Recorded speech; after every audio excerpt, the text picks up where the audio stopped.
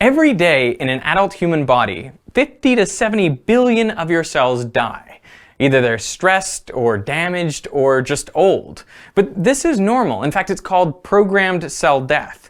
But to make up for all these lost cells, right now, billions of your cells are dividing, essentially creating new cells. And that process of cell division, also called mitosis, well, it requires an army of tiny molecular machines. So let's take a closer look. DNA is a good place to start, the double helix molecule we always talk about. This is a scientifically accurate depiction of DNA created by Drew Barry at the Walter and Eliza Hall Institute of Medical Research. If you unwind the two strands, you can see that each has a sugar phosphate backbone connected to the sequence of nucleic acid base pairs, known by the letters A, T, G, and C. Now the strands run in opposite directions, which is important when you go to copy DNA. Copying DNA is one of the first steps in cell division. Here, the two strands of DNA are being unwound and separated by the tiny blue molecular machine called helicase. Helicase literally spins as fast as a jet engine. The strand of DNA on the right has its complementary strand assembled continuously, but the other strand is more complicated because it runs in the opposite direction. So it must be looped out with its complementary strand assembled in reverse, section by section. At the end of this process, you have two identical DNA molecules, each one a few centimeters long, but just a couple nanometers wide. So to prevent the DNA from becoming a tangled mess, it is wrapped around proteins called histones, forming a nucleosome. These nucleosomes are bundled together into a fiber known as chromatin, which is further looped and coiled to form a chromosome, one of the largest molecular structures in your body.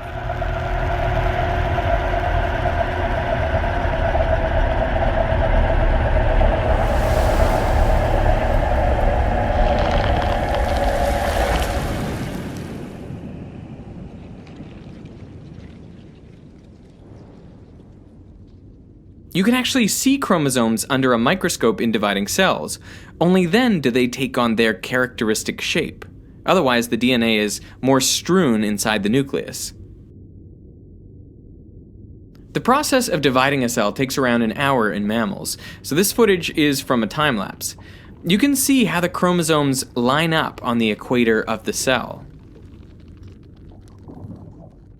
Now when everything is right, they are pulled apart into the two new daughter cells, each one containing an identical copy of DNA. Now, as simple as this looks, the process is incredibly complicated and requires even more fascinating molecular machines to accomplish it. So let's look at a single chromosome. One chromosome consists of two sausage-shaped chromatids, containing the identical copies of DNA made earlier. Each chromatid is attached to microtubule fibers, which guide and help align them in the correct position.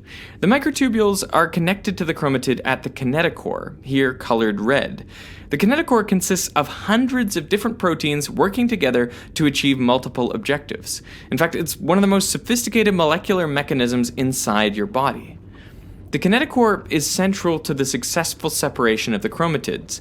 It creates a dynamic connection between the chromosome and the microtubules. For a reason no one's yet been able to figure out, the microtubules are constantly being built at one end and deconstructed at the other.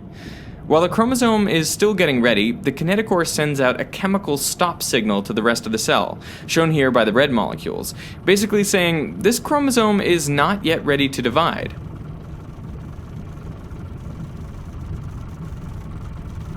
The kinetochore also mechanically senses tension. When the tension is just right and the position and attachment are correct, all the proteins get ready, shown here by turning green. At this point, the stop signal broadcasting system is not switched off. Instead, it is literally carried away from the kinetochore down the microtubules by a dynein motor. That's the walking guy. This is really what it looks like. It has long legs so it can avoid obstacles and step over the kinesins, molecular motors that walk in the opposite direction. Personally, I'm astounded by these tiny molecular machines, how they're able to routinely and faithfully execute their functions billions of times over inside your body at this exact instant. I'm also amazed by the scientists who were able to work out how this happens in such detail that we could create realistic depictions of them like you saw in the animations in this video. But perhaps the most amazing thing is just how much is left to be discovered, like figuring out how exactly the chromatids are pulled to opposite ends of the cell. There is still so much that we don't quite know. You know, what I find exciting is that in science fiction, for decades, we've been writing about tiny nanobots that will be injected into our bloodstreams that can heal us. But what this suggests, the existence of these tiny molecular machines inside us, it suggests that there isn't a physical limit that would prevent that. And so I think it's pretty likely that in future, we will be able to develop our own tiny molecular machines that will be able to repair our bodies better than they can repair themselves.